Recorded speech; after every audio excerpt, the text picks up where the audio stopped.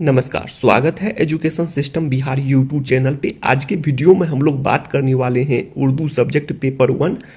इसमें हम लोग देखने वाले हैं मेल अप्लीकेंट की संख्या तो 3254 है। फीमेल अप्लीकेंट की संख्या की बात करें तो 1574 है, 1574 है। अब बात करते हैं टोटल अप्लीकेंट की, मतलब कुल आवेदकों की बात करें तो 4828 है। आप लोग समझ सकते हैं।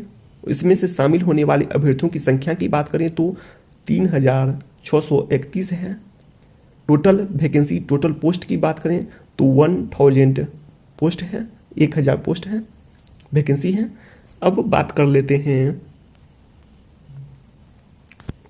वैकेंसी डिटेल्स की बात कर लेते हैं, कैटेगरी वाइज वैकेंसी डिटेल्स, जो कि पटना जिले के ऑफिशियल वेबसाइट से रिजर्वेशन परसेंटेज का डेटा प्राप्त होने के बाद अपडेट किए हैं।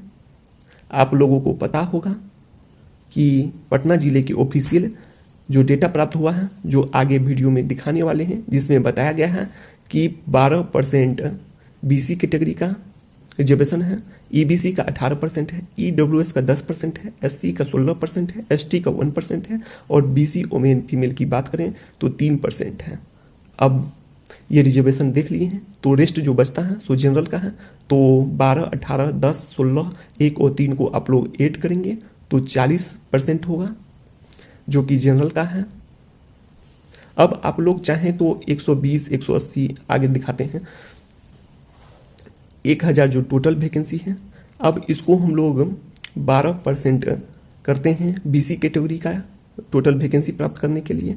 तो 1000 का 12% 120 हो जाएगा। 120 का यदि आप 35% करते हैं तो आपको 42 प्राप्त होगा। इसी तरह आप लोग 1000 का 18% करेंगे तो 180 प्राप्त होगा। 180 का 35% करेंगे तो 63 प्राप्त होगा, 63। अब आप लोग चाहें तो ईडब्ल्यूएस के लिए 1000 है, इसका 10% करते हैं तो आप लोगों को 100 प्राप्त होगा। 100 का आप लोग 35% करते हैं तो 35 प्राप्त होगा। इसी तरह से आप लोग कर सकते हैं। आप लोग 1000 का 16% करेंगे तो 160 प्राप्त होगा। 160 का आप लोग 35% करते हैं तो 56 प्राप्त होगा। एसटी के लिए आप लोग 1000 का 1% करते हैं तो 10 प्राप्त होगा और 10 का आप 35% करते हैं तो 3 पोस्ट फीमेल का हो जाएगा। और बीसी वोमेन फीमेल की बात करें तो 1000 का 3% तो 30 होगा। इस तरह से आप लोग खुद से भी कैलकुलेशन कर सकते हैं। 1000 ही पोस्ट है, इसीलिए आसान है कैलकुलेशन। अब आप लोग चाहें तो जनरल के लिए 1000 का 40% कर दें तो 400 प्राप्त हो जाएगा, या ऐसे भी कर सकते हैं 120, 180, 100, 160, 10, 30 को ऐड कर लें, उसके बाद 1000 में से माइनस कर दें। दो तरीका से प्राप्त किया जा सकता है डेटा, इसमें तो लगभग सेम ही आएगा डेटा। तो 400 का, अब आप लोग जो जनरल का वैकेंसी देख लेते हैं एक बार। तो जनरल का वैकेंसी हो जाएगा 400, तो 400 टोटल वैकेंसी है जनरल का। अब इसमें से फीमेल का हो जाएगा 35% रिजर्वेशन है तो हो जाएगा 140। अब थोड़ा बात कर लेते हैं, ये जो दिखाए थे 12, 18, 10, 16, 1, 3 जो परसेंट दिखाए, तो ये था वर्टिकल रिजर्वेशन जो कॉलम वाइज दिखाए हैं। अब हॉरिजॉन्टल रिजर्वेशन की बात करें तो हॉरिजॉन्टल रिजर्वेशन आरक्षण जो क्षैतिज आरक्षण है, तो फीमेल का 35% है, डीक्यू का 4% है, एफएफ का 2% है। आप सभी को ऐड करते हैं तो 41% है। और ये जो है रिजर्वेशन 41% रिजर्व्ड है और बाकी जो है 59% जो सभी के लिए है। अर्थात इसका कहने का मतलब ये है कि 35% जो रिजर्वेशन है इसमें फीमेल ही एंट्री करेगी और कोई नहीं, डीक्यू में डीक्यू ही और एफएफ में एफएफ ही। जबकि 59% जो सीट है जिसमें सभी के लिए है, जिसमें मेल, फीमेल, एफएफ और डीक्यू सभी के लिए है। अब आप लोग 35% जो देखे हैं 140 आता है 400 का। अब 400 का 4% कर लेंगे, 400 का 2% आप लोग कर सकते हैं। 400 का 59% करने पर 236 आता है, ये बता दिए हैं। वैकेंसी 1000 ही है, ये देख लें 1000 ही वैकेंसी है। इस सब से आप कोई लेना देना नहीं है। हाँ, कट ऑफ आप लोग देख सकते हैं। आप लोग कट ऑफ अभी रिजल्ट नहीं आया है, इसीलिए आप लोग कट ऑफ देख लें। तो कट ऑफ में बात करें तो 75 और 67.5 ही रहेगा। जनरल का 75 और बीसी जो भी अदर है जो भी, उस सबका 67.5 ही रहेगा कट ऑफ। कट ऑफ तो ये रहेगा, और एवरेज केस इसीलिए देख कर चलना है क्योंकि नॉर्मलाइजेशन होगा। अब तो नॉर्मलाइजेशन होना तय है, तो नॉर्मलाइजेशन क्योंकि एक से अधिक शिफ्ट में एग्जाम हुआ है और लेवल में कुछ न कुछ अंतर होगा ही, इसीलिए नॉर्मलाइजेशन होना तय है। तो अब आप लोग देख सकते हैं 90 लेकर चलना है एवरेज केस में, 90 है तो जो भी हो 75 तक पहुंच जाएगा, इसलिए आप लोग को 90 एवरेज केस में 90 और 82.5 मतलब 80 लेकर चलना है। ठीक है, आप लोग देख सकते हैं DQ 4% है, फीमेल का 35% है, FF का 2% है, ये है क्षेत्रीय आरक्षण। तो ये डेटा बताने का मतलब इसलिए है कि आप लोग जो RTI करेंगे, इससे अब आप लोग को जो डेटा रिजल्ट के बाद आप लोग RTI करेंगे और क्वालिफाइड कैंडिडेट का जो डेटा कैटेगरी वाइज प्राप्त होगा, इससे आप लोग मैच कर लेंगे। इसीलिए आप लोग को ये डेटा जरूरी है। वैसे भी आप लोग का रिजल्ट नहीं आया है, इसलिए आप लोग के लिए बहुत ही इंपॉर्टेंट है ये डेटा कि कितना आपके कैटेगरी में वैकेंसी है, इससे आप लोग अवगत हो सकते हैं। अब देख सकते हैं इसमें बताया गया है general category general mail, if general mail plus female plus FF plus DQ 59% है तो 1000 का 40% दो तरीका से बता दिए हैं, निकालेंगे तो 236 ही आता है।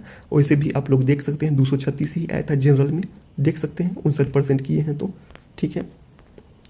अब आप लोग कर सकते हैं कि नोट बता दिए हैं, इस तरह कह सकते हैं कि मैक्सिमम 236 रैंक है, 236 रैंक के बाद जनरल मेल का सिलेक्शन नहीं हो सकता यदि पोस्ट के अनुसार हो तो। बात सही है, पोस्ट अनुसार हो, कुल पद के बराबर के अनुसार जितना सीट विज्ञापित किया जाता है उतना ही रिजल्ट इस अनुसार से हो।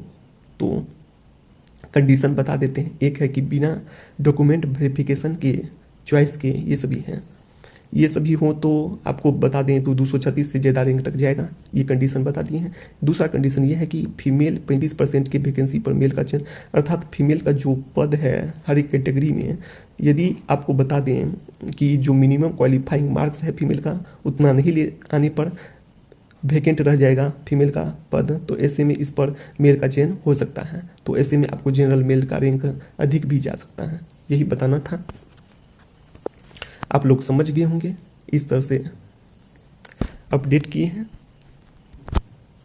अब आप लोग को ये बता दें कि ये कट ऑफ संबंधी बात है, आप लोग देख सकते हैं। वैसे भी मतलब आप लोग मान कर चलें जो पहले होता था TT में जो 60% और 55% इतना लेकर चलना चाहिए आप लोग को, यही है। इतना लेकर चलेंगे तो आपको कोई डर नहीं रहेगा, मतलब 75 या फिर 67.5 ही रहेगा कट ऑफ, तो ये तो तय है कि इतना ही रहेगा, लेकिन आप इतना लेकर चलें क्योंकि नॉर्मलाइजेशन है, घट भी सकता है और बढ़ भी सकता है, दोनों बात है। ये नॉर्मलाइजेशन में ये डिपेंड करता है, यदि क्वेश्चन टफ भी हो, टफ शिफ्ट में भी नॉर्मलाइजेशन का वीडियो बना चुके हैं, टफ शिफ्ट में भी एग्जाम हुआ हो, यदि उसमें मानकर चलें कि इंटेलिजेंट अधिक से अधिक शामिल हो गया तब क्या हो सकता है, तब तो इजी ही क्वेश्चन हो जाएगा ऐसे में। तो ये भी डिपेंड करता है, लक भी मायने रखता है, समझ सकते हैं। क्वेश्चन के साथ साथ लक भी डिपेंड करता है, कैसा कैंडिडेट उस शिफ्ट में शामिल हुआ ये भी मायने रखता है। कट ऑफ ये देख सकते हैं, ये कोई काम का नहीं है क्योंकि इसमें उर्दू नहीं है। अब ये देख सकते हैं आप लोग चयन प्रक्रिया की एक बार बात कर लें तो माध्यमिक शिक्षक पात्रता परीक्षा 2019 में न्यूनतम उत्तीर्णांक प्राप्त करने वाले सभी अभ्यर्थियों का उच्च प्राप्तांक से न्यून प्राप्तांक के क्रम में, अर्थात घटते क्रम में, मतलब समझ सकते हैं जितना भी न्यूनतम उत्तीर्णांक प्राप्त होगा 67.5 और 75 कैटेगरी के अनुसार, तो उसको एक घटते हुए क्रम में डिक्रीजिंग ऑर्डर में लिस्ट तैयार कर दिया जाएगा। अब उसके बाद शिक्षा विभाग बिहार पटना से विषयवार मतलब सब्जेक्ट वाइज और कैटेगरी वाइज वैकेंसी डिटेल्स आने के बाद, मतलब विवरण उपलब्ध कराए जाने के बाद कुल पद के बराबर अभ्यर्थियों का विषयवार कोटिवार मेधा सूची तैयार किया जाए, ऐसा बात है। यदि समान अंक हो तो ऐसे में उम्र का और उम्र भी समान हो जाए तो आपको ग्रेजुएशन और पोस्ट ग्रेजुएशन के अनुसार, और ये भी समान हो जाए तो आपको अल्फ़ाबेट के अनुसार। लेकिन नॉर्मलाइजेशन होगा, नॉर्मलाइजेशन में डेसिमल के 4 अंक तक भी रिजल्ट देखने को मिला है। ऐसे में आपको एज में ही बात खत्म है, एज तक ही जाएगा, इतना दूर तक नहीं पहुंचेगा। अब ये सभी इम्पोर्टेंट नहीं है उतना, देख सकते हैं।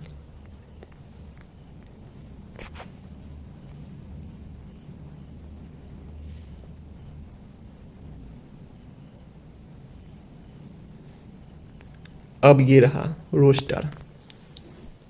आप लोग को पता होना चाहिए कि फ्रेश रोस्टर कैसा होगा। आप लोग को डाउट रहता है, फ्रेश रोस्टर संदेह रहता है कि फ्रेश रोस्टर कैसा होगा, क्या होगा, तो आप लोग देख लें। इसी तरह से फ्रेश रोस्टर रहेगा जिसमें subject wise, category wise vacancy details रहेगा। और अब जो सुन रहे हैं कि सेंट्रलाइज्ड और ऑनलाइन बहाली होगी, तो ऐसे में आप लोग को सभी ज़िले का जो है एक ही नोटिफिकेशन में देखने को मिलेगा। District wise, subject wise, category wise vacancy details. पहले तो अलग अलग डिस्ट्रिक्ट में आता था नोटिफिकेशन और वैकेंसी डिटेल्स, लेकिन अब एक साथ ही देखने को मिल सकता है ऐसे में, एक ही नोटिफिकेशन में। यही बात है, देख सकते हैं। अब आप लोग को बता दें कि रिजर्वेशन परसेंटेज का जो डेटा है इसी नोटिफिकेशन में दिया गया है कि आपकी कैटेगरी में कितना रिजर्वेशन परसेंटेज है। तो आप लोग देख सकते हैं, इसमें बताया गया है, ऊपर में ही देख सकते हैं। अनुसूचित जाति की बात करें तो 16% है, अनुसूचित जनजाति की बात करें तो 1% है। इसका मतलब आप लोग समझ सकते हैं, अनुसूचित जाति का मतलब SC हो गया, अनुसूचित जनजाति का मतलब हो गया ST, पिछड़ा वर्ग का मतलब हो गया BC 12% है, अत्यंत पिछड़ा वर्ग का मतलब हो गया EBC 18%, और पिछड़ा वर्ग की महिला की बात करें तो 3% है, BC वोमेन फीमेल। ये बता चुके हैं टेबलर डेटा में ही। अब आप लोग देख सकते हैं यहाँ पर भी महिलाओं को बात करें तो 35% है, क्षैतिज आरक्षण है, हॉरिजॉन्टल रिजर्वेशन है। और स्वतंत्रता सेनानियों की बात करें तो पोता पोती नाती नातिन को 2% है क्षैतिज आरक्षण। अब बात कर लेते हैं दिव्यांगजनों को, तो 4% है क्षैतिज आरक्षण। यही बात है, तो हॉरिजॉन्टल रिजर्वेशन जो कि टेबलर डेटा में पहले ही बता चुके हैं। तो अब आप लोग शिक्षा संबंधी तमाम जानकारी के लिए चैनल को सब्सक्राइब कर दीजिए। साथ ही साथ अब आप लोग वीडियो को ज़्यादा से ज़्यादा लाइक, शेयर और कमेंट करना न भूलें। साथ ही साथ अब आप लोग बेल आइकन को भी दबा दें जिससे समय समय पर नोटिफिकेशन मिलता रहे। तो बस इस वीडियो में इतना ही।